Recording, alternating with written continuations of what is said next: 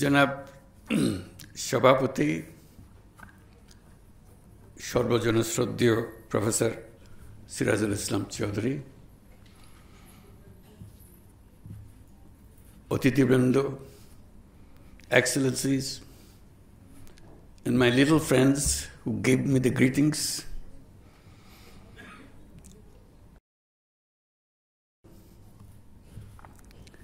সবাইকে শুভেচ্ছা জানাচ্ছি।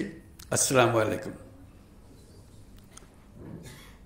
শুরুতে যারা আজকের অনুষ্ঠানের সবচেয়ে বড় ঘটনা,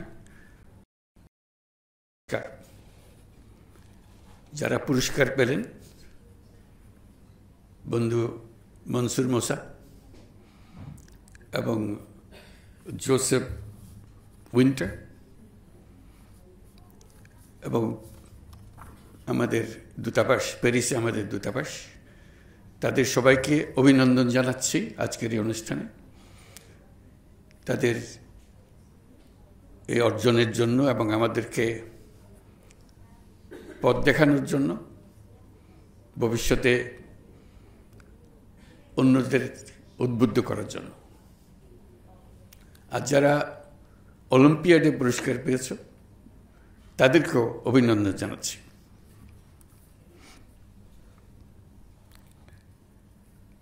জাতির মুক্তি সংগ্রামের ইতিহাসে ভাষা আন্দোলনের গুরুত্ব অপরিসীম। এই আন্দোলনের মধ্য দিয়ে একটা অসাম্প্রদায়িক গণতান্ত্রিক ভাষাভিত্তিক জাতিসত্তা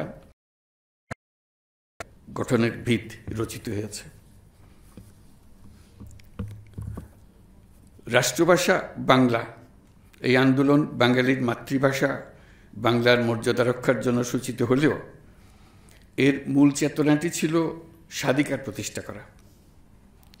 তা ছিল বাংলার রাজনৈতিক, অর্থনৈতিক ও সাংস্কৃতিক মুক্তির আন্দোলন।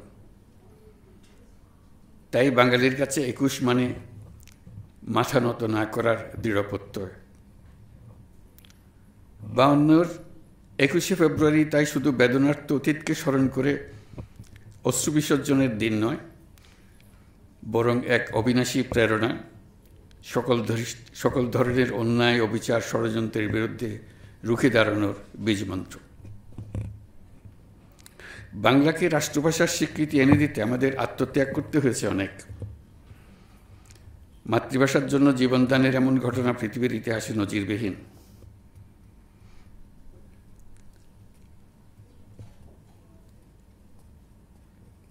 আমরা এই স্বীকৃতি জাতি ধর্ম নির্বিশেষে সকল জাতিগোষ্ঠীর মধ্যে মাতৃভাষার চেতনা ও মর্যাদা রক্ষার প্রেরণা ও চেতনার সাথে প্রাতিষ্ঠানিকতার সূত্রে ২০০১ সালের ১৫ই মার্চ ঢাকায় আন্তর্জাতিক মাতৃভাষা ইনস্টিটিউটের ভিত্তিপ্রস্তর স্থাপিত হয়। বিশ্বের সকল মাতৃভাষার সংরক্ষণ, উন্নয়ন, গবেষণার ইতিবৃত্তকে লক্ষ্য করে আন্তর্জাতিক মাতৃভাষা ইনস্টিটিউট তার যাত্রা শুরু করে। মাতৃভাষা যে কোনো নৃগোষ্ঠীর ইতিহাস, অর্থনীতি ও সংস্কৃতির বাহক। মাতৃভাষার সঙ্গে সকল মানুষের আত্মার সম্পর্ক।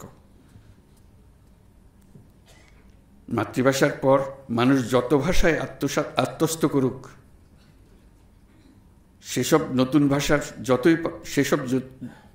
ভাষায় যতই পারদর্শিতা অর্জন করুক না কেন, মাতৃভাষাকে তার হৃদয়ের গভীরতা থেকে সরাতে পারে না।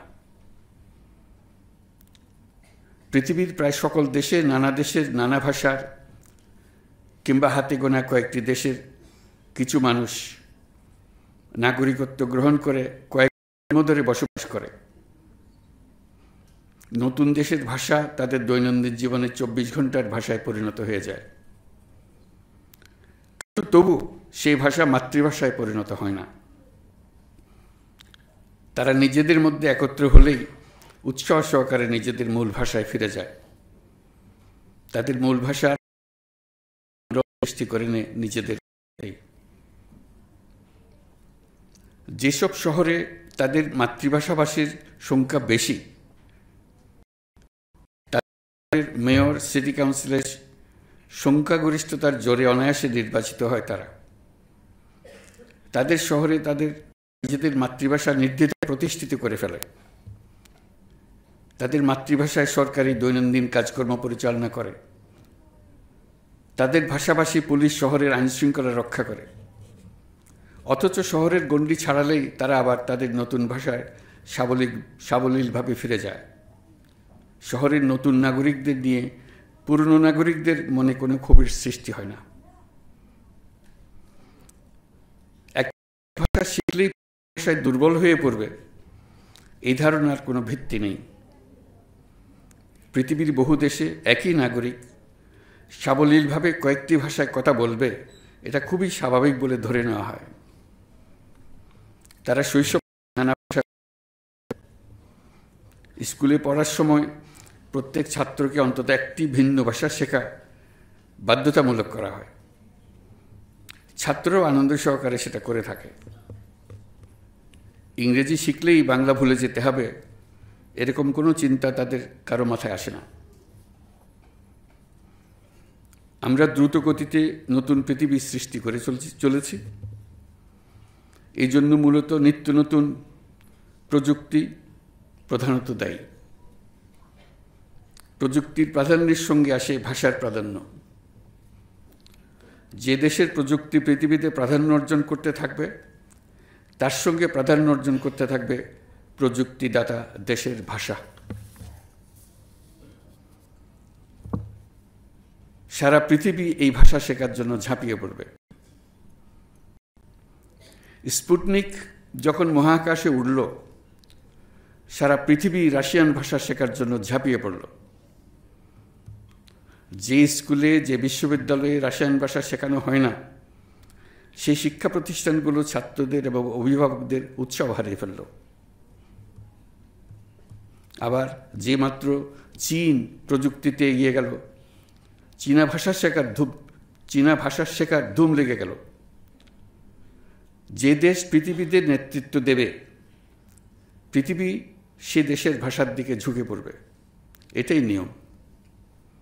যে দেশের কিছু দেবার নেই, সে দেশের ভাষাতেও পৃথিবীর আগ্রহ নেই, অথবা থাকলেও খুব নিম্ন পর্যায়ের।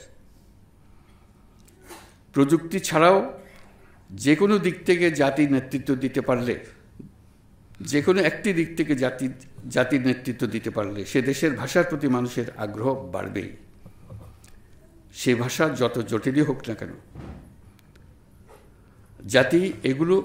জাতি এগুলে ভাষা এগোয়। ভাষার সম্মান বাড়ে। নিজ ভাষার নিবেদিত প্রাণ প্রচারকর্মী হওয়া সত্ত্বেও জাতির কাছ থেকে পৃথিবীর ভাণ্ডারে কিছু দেবার না থাকলে ভাষার প্রতি আকর্ষণ সৃষ্টি করা সম্ভব হয় না। ভাষার প্রতি আগ্রহ সৃষ্টির সঙ্গে সাহিত্য, প্রযুক্তি, বিজ্ঞান সরাসরিভাবে জড়িত। আমরা যখন মাতৃভাষায় কথা বলি, তখন যেন মনে রাখি মাতৃভাষা মানুষের প্রাথমিক ভাষা।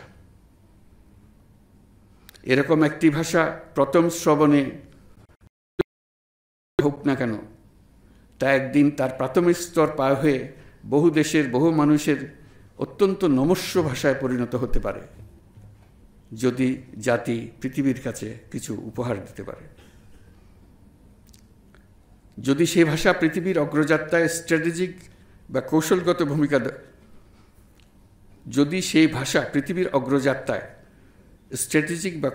ভূমিকা, দখল করে নিতে পারে। আজ আমরা মাতৃভাষা দিবসে সকল মাতৃভাষা উন্নয়ন ও সংরক্ষণের জন্য প্রতিজ্ঞাবদ্ধ হলাম।